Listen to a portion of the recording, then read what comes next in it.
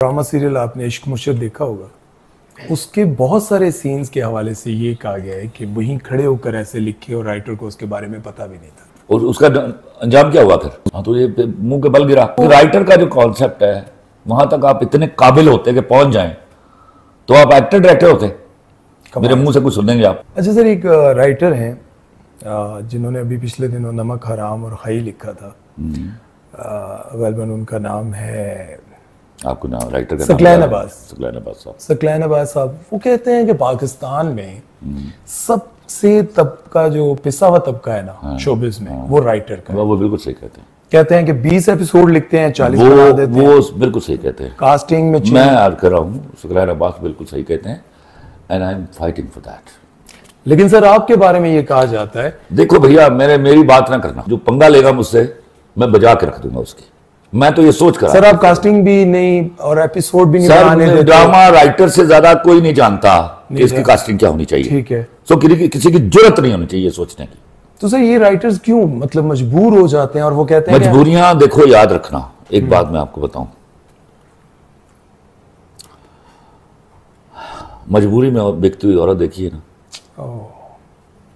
बहुत बड़ा जुमला है। हाँ, तो मेरे यहाँ का बहुत अच्छा राइटर बाज़ मजबूरियों के हाथों बिक गया तबाइफों की तरह। राइटर्स को पैसे सर टाइम पे नहीं मिलते और ये सारी मुझे तो आपको पहले देने होते हैं सर। लेकिन आपके बारे में इंडस्ट्री सारी जानती है कि खलील साहब के सामने लोग 50-50 लाख रुपए तो छोड़िए पैसे रख के बैठे। अच्छा सर मेरे एक बहुत अच्छे दोस्त हैं, डायरेक्टर हैं, वो कहते हैं कि यार खलील साहब के पास अगर 1 करोड़ रुपया रख के मैं, अगर वो मान जाए ना कि मैं लिख दूंगा, मुझे ये नहीं गर्ज कि वो 6 महीने बाद लिख के देंगे, साल बाद, बस वो मान जाए, टाइम ना मांगे मुझसे, वो मान जाए, मैं 1 करोड़ देने के लिए तैयार हूं। अच्छा सर ये बताएं कि जिस तरह से आपके बाकी जितने भी सीरियल्स थे उनमें जो हीरो था वो अक्सर मर जाता है, इसमें जेंटलमैन में भी कुछ ऐसा होने वाला? हीरोइन भी मरी है, हीरोइन नहीं भी मरा कोई।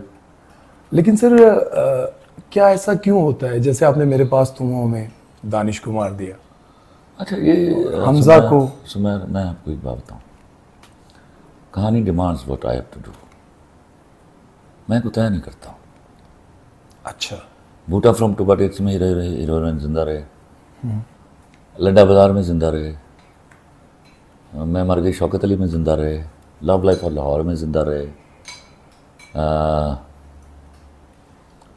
मेरा नाम यूसुफ में जिंदा रहे,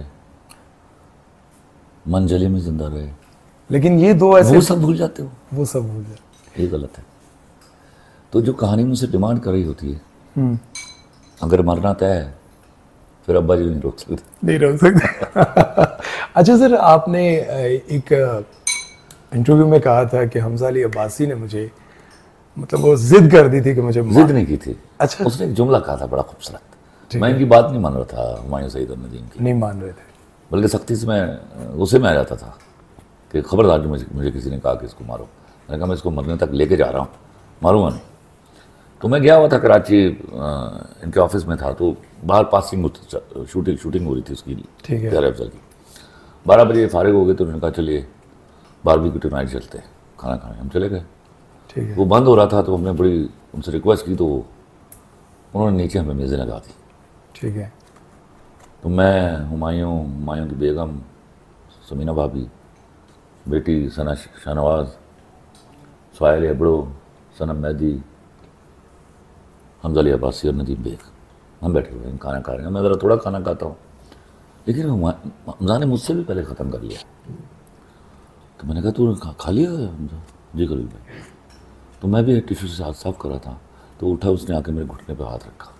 अच्छा, भले ये प्लान हो, लेकिन वो जो बात की उसने इस कदर खूबसूरत थी। उसने कहा खलील भाई मुझे मार दीजिए, मैं जिंदा हो जाऊंगा। मुझे लाइन बड़ी अच्छी लगी। हाय हाय हाय। तो मैंने कहा चल जा, मैं तुझे मार रहा हूँ। हाय हाय हाय, ये हुआ था। और ये मेरा ख्याल है कि शायद आपने जितने भी सीरियल लिखे होंगे उसमें ये पहली बार और आखिरी बार हुआ होगा। हाँ, किसी एक्टर के कहने पर, कि किसी एक्टर के कहने पे। मेरा ख्याल है आप तो किसी डायरेक्टर की भी नहीं मानते कि नदीम में। मिसाल के तौर पर मैं बताता हूँ, मेरे पास तुमों का बाइंड अप मैंने वहाँ किया था जहाँ हुमायूं से उससे मिलने के लिए आया है, बिल्कुल ऐसे, और जो गिरा है वो मेरा बाइंड अप था। मुझे नदीम का फ़ोन आया, खलील भाई खलील साहब, बेटे और बाप की एक मुलाकात होनी चाहिए। तो इट स्ट्रक मी, मैंने कहा यस यू राइट। फिर मैंने माइंड अप चेंज किया, अच्छा वैसे वो आगे बढ़ा गया। वो डेथ, वो बड़ा सीन था अगर वहां भी नहीं, वो जब बेटे और बाप की मुलाकात हुई है, दैट आई लव। बड़ी कमाल की सर। अच्छा सर, अभी आपको क्या लगता है कि इसमें भी कुछ ऐसा अल्लाह सर, किस्मतों के हाल अल्लाह जानता है। ड्रामा सीरियल आपने इश्क मुर्शिद देखा होगा, उसके बहुत सारे सीन्स के हवाले से ये कहा गया है कि वहीं खड़े होकर ऐसे लिखे और राइटर को उसके बारे में पता भी नहीं था। ये जुल्म है, this is insulting the writer, somebody should dare do that. ज्यादती की उसके साथ, राइटर ये एक राइटर के साथ सख्त शदीद ज्यादती, और उससे नफरत करता हूं मैं। अच्छा। राइटर कोई भी हो, आपको उसके साथ डिस्कस करना है, अगर आपने बढ़ाना है उसकी मिन्नत कीजिए कि इसको लिख दे आगे खुद से। और उसका अंजाम क्या हुआ? फिर उसकी परमिशन लेनी चाहिए थी। परमिशन तो कोई तो नहीं बनती, ये उन्हीं को लिखना चाहिए। बल्कि उन्होंने ये भी कहा कि इसका एंड जो मैंने लिखा था, वो जो उन दोनों का मिलना था और जिस सीन के लिए वो बेताब थे, दुनिया बेताब थी कब ये कैसे मिलेंगे आपस में और कैसे पता चलेगा, वो कहते हैं कि मैंने ये लिखा था कि वो छोड़िए, वो नहीं किया इन्होंने, वो नहीं किया। हाँ, तो ये मुंह के बल गिरा। और कहते हैं कि वो राइटर का जो कॉन्सेप्ट है, वहां तक आप इतने काबिल होते कि पहुंच जाएं, तो आप एक्टर डायरेक्टर होते। मेरे मुंह से कुछ सुन देंगे आप। कमाल से। हाँ, और वाकई सर, वो जो एक सीन के लिए लोग बेताब थे ना, जो पिछले 20 एपिसोड देखे थे कि कैसे पता वो नहीं आया, वो आया ही नहीं। What a shame, I tell you। और मैंने इस पर बड़ी बात की कि ये बड़ा अजीब सा लगा कि मतलब ये कितनी बड़ी बात एक लड़की के सामने। ये तो मैं तो इसको मैं लानत भेजता हूं ऐसे लोगों के ऊपर जो किसी राइटर के साथ ये करे। सर, आपको देखकर क्या वाकई राइटर्स अपने आप को बदलेंगे? इंशाल्लाह बदलेगी। आप इस पर कोई, मैं साथ खड़ा हूं उनके। अच्छा, चाहे मेरा कोई दुश्मन क्यों ना हो, राइटर मुझे गाली क्यों ना दे रहा हो, मैं उसके साथ खड़ा हूं इस मामले में। अच्छा सर, एक बड़ा ही तल्ख सा सवाल है, चूंकि आप शोबिस से रिलेटेड हैं।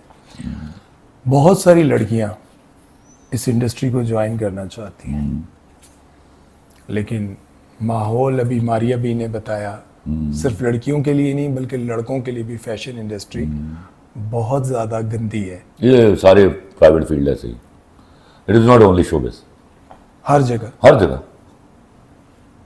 तो जो लड़कियां वैसे आना चाहें, या भैया आगे चल रहे ना, आप अपने बलबूते पर आओ खुद, हाँ, थोड़ी मेहनत करनी पड़ेगी। तो अच्छा देखो, मैं एक बात बताऊं, ये जो जुमला है ना, मैं इसको बचपन से नहीं मानता था कि काफ ने गैन को वर्गला लिया।